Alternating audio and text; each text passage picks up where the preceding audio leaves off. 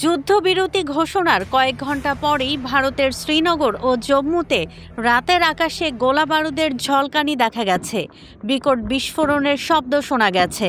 শ্রীনগর কর্তৃপক্ষ স্থানীয় বাসিন্দা প্রত্যক্ষদর্শী জানিয়েছেন, রাতের আকাশে দেখা গেছে গোলাবারুদের আলোর ঝলকানি আর কানে ভেসে এসেছে বিস্ফোরণের শব্দ। ভারত সরকারের দাবি, যুদ্ধবিরতির ঘোষণার কয়েক ঘন্টার মাথায় একাধিকবার যুদ্ধবিরতি লঙ্ঘন করেছে পাকিস্তান। ভারত অভিযোগ করেছে, পাকিস্তান কোনো রকম পরোয়া না করে সীমান্তে গোলাগুলি শুরু করেছে।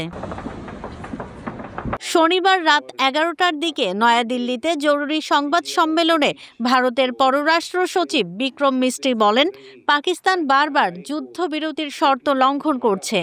ভারতের সশস্ত্র বাহিনী এর যথাযথ ও উপযুক্ত জবাব দিচ্ছে। তিনি আরও বলেন, আমরা যুদ্ধবিরতি লঙ্ঘনকে অত্যন্ত গুরুত্বের সঙ্গে বিবেচনা করছি।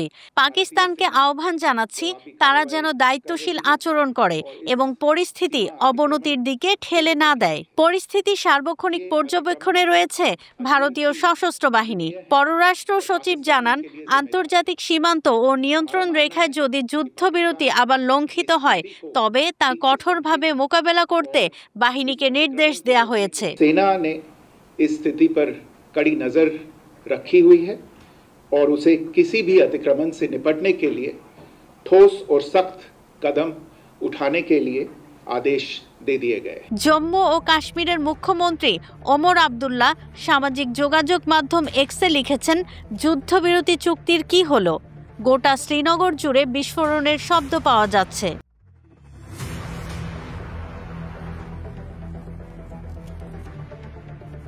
এর আগে যুক্তরাষ্ট্রের মধ্যস্থতায় দীর্ঘ আলোচনার পর ভারত ও পাকিস্তান যুদ্ধবিরতিতে সম্মত হয়। মার্কিন প্রেসিডেন্ট ডোনাল্ড ট্রাম্প এক্স হ্যান্ডেলে এই তথ্য জানান।